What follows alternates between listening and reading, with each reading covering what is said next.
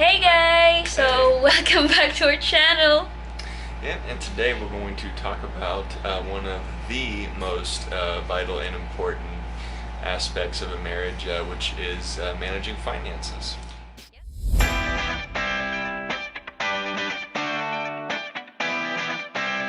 Alright, so before we discuss about managing our finances as a couple, we're gonna start discussing about how we manage our finances as an individual. Ladies first. So, I actually grew up on a very poor family, so we don't really have the basically the leverage of managing your own money growing up because we don't have it. But I was lucky enough to actually study on PN basically. So it's a non-profit organization that helps underprivileged students to graduate. So I was they were very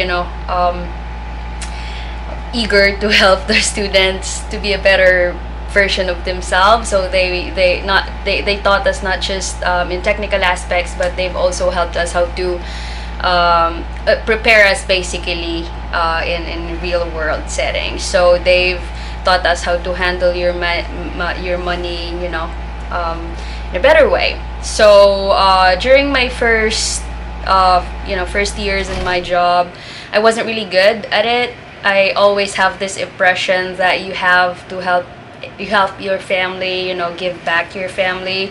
So most of my salary goes back to my family, like helping out most of my families, because that's how we grow up. You have to look back and help the others that are in need. And then so I was already on my 5th year working, or as a working individual, and I still don't have my savings. I always spend all of my salaries to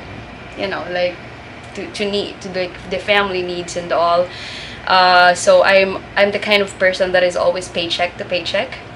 So no savings at all. Tried saving up something, but it still doesn't work. And yeah, I'm not really like spending so much for myself, but I usually like spend a lot for my family, and I love spoiling my family. So that was me before meeting him. And yeah, let's discuss about him before meeting me. Yeah, so I think that basically I wouldn't call myself a great money manager. A few years ago, when I first started making a substantial amount of money, but the one thing I always would make sure that I did, because the first major company that I worked for had a really good retirement plan. So, I would probably try to stash, probably about 8 to 10% of my paycheck in my 401k to kind of build a nice little nest egg for the future.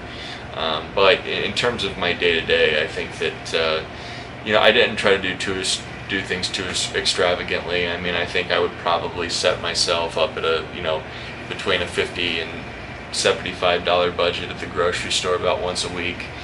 Maybe get gas 2 to 3 times a week.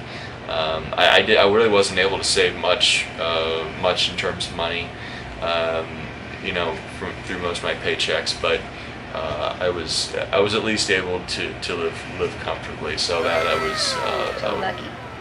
yeah, I was very grateful for. I didn't get to enjoy a high standard of living, but enough to at least be comfortable, which I was grateful for. And then when I moved here, I kind of stepped in it a little bit because I miscalculated a little bit how much how much the cost of things were here, and before I knew it, I blew through a lot of money. But after I started working here more, and getting my salary and getting paid in pesos, I kind of realized there's certain areas that you got to cut back a little bit. So Yep. it took me a while, but I think I've finally reined it in enough to the point where I'm at a good level now. Yeah. All right, so I think it's time for us to talk about how we manage our finances as a married couple. So to tell you guys honestly, Jack and I never really had a fight about money, I don't right? think Well, so. we do have like we sometimes, I call him out in terms of like spending a little bit about snackies and all. And but like it's just a matter of like coaching each other basically, but in terms of like big fight about it, not really. So the first question is, do we have a joint account? So the answer there is no. We've decided to just have our bank account separated, even though his money is in my bank account. It's still in her account. Really. Yeah, so he still doesn't have a bank account himself, so I let him use my other bank account, which a bank that doesn't have any money before he put his money in. So yeah, we have different finances. We manage like our money differently, and we split everything. Yeah, so from the rent, from like the utility bills, thing like travels. Though sometimes like he needs to shell out a little bit in the travels, during our travels, but we try our best to actually like split everything. So that way, like it's fair because we're partners here. Like that's always the thing that we've discussed. About being married. You're supposed to be partners, so you're supposed to be helping out each other, you're supposed to be fair with each other and not just put the baggage all to your husband because he's the guy. That's not how it works, right? So I think of that. yeah, I think let's start about let's go back to the day that he moved in here in the Philippines. So like I always say, I was trying my best not to let him know that I was damn broke. So I was really broke. I have to like borrow money for me to be able to pay the advance rent in the condominium that we moved in. And then, I just didn't tell him about it. I tried my best not to because I don't want to put another problem on his shoulder because I know he was new to the Philippines. I don't want to give him like a culture shock and all. So and then I think we just basically, we didn't really talk about it, right? We didn't really talk like how we're going to manage our finances. It just happened that way. So yeah. And how about you, babe? What do you think about it? Well, I think that any time that you start to get in the territory, I mean, it goes without saying, but I think when we're talking about big ticket purchases like cars or homes, or in our case too, home renovations, that you got to take as much time as you need, because if you rush it and you end up investing your money in the wrong thing, then you're going to end up regretting it later. So I think that proper communication is something, and taking your time is going to help things ultimately work out for the best. Yeah, and I think we're actually we're kind of like helping each other because personally I'm very like tight. I don't like spending my money.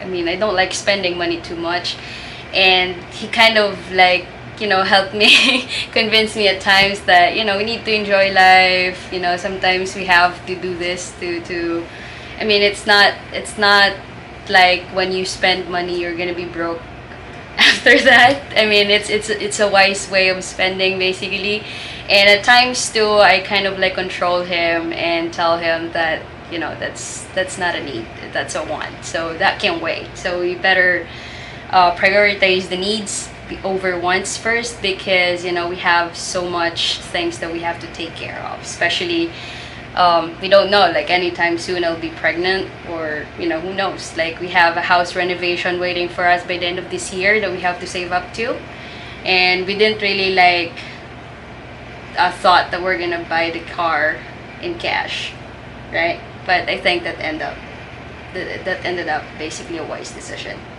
Yeah, it saved us about $5,000. So Yeah. It's nice. Yeah, and yeah, share your thoughts about adjusting here in the Philippines, like the first time you actually moved in, and things that you never really thought that will happen, especially with the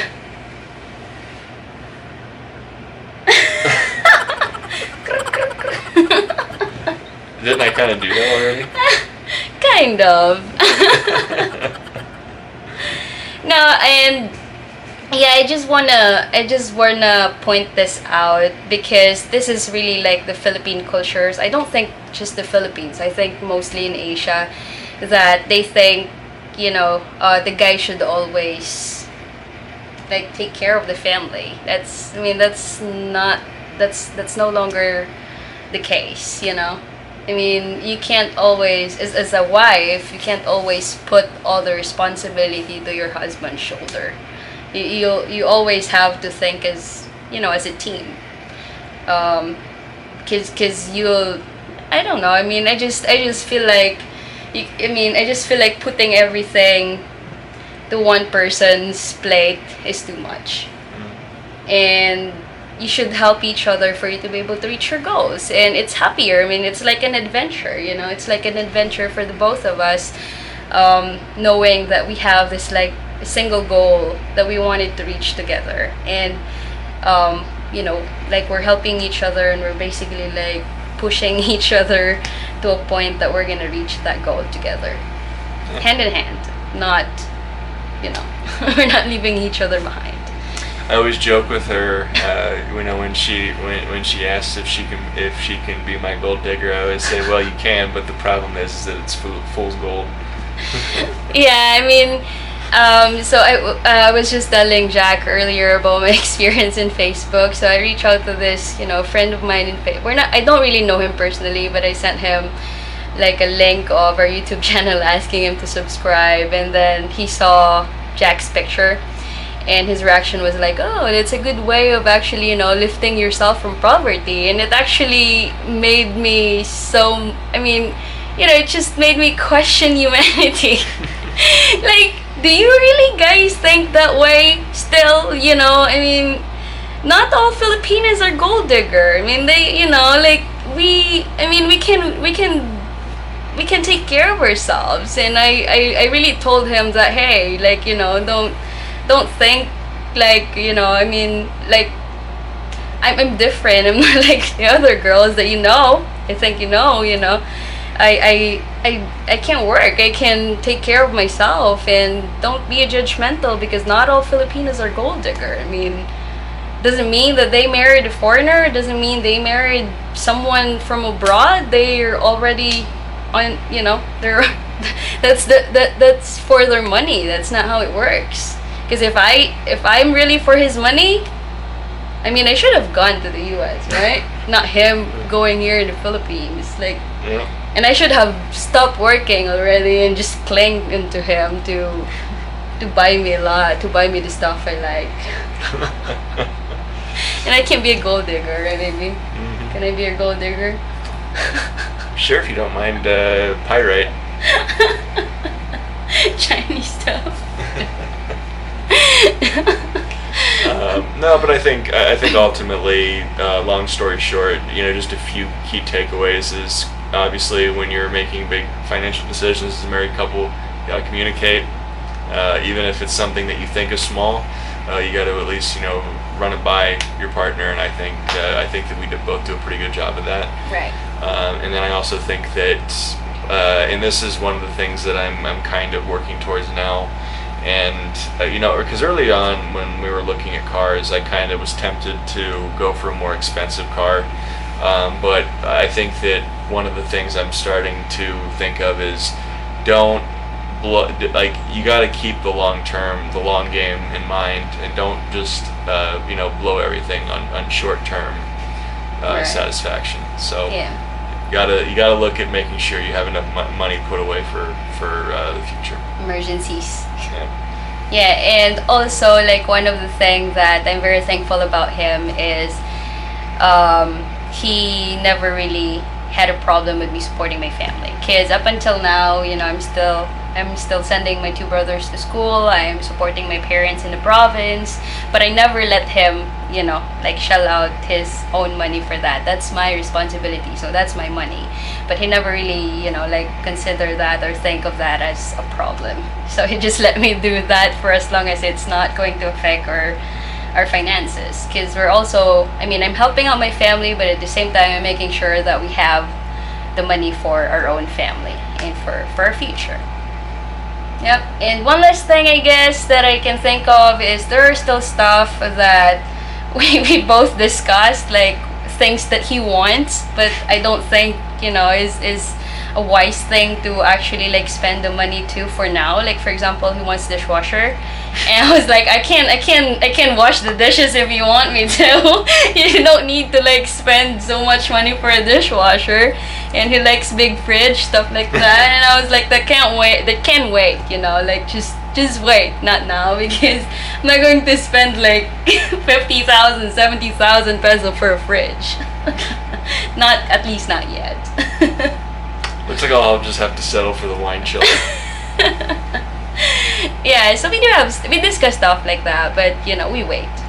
I mean, if it's not really needed at this moment, we wait.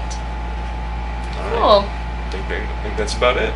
Alright, so yeah, thank you very much for watching, guys. And yeah, please, if you're new to our channel, subscribe and share. And once we reach the 1,000 subscribers, my babe's gonna do some challenges. Those are her words, not mine. Bye, guys. Bye.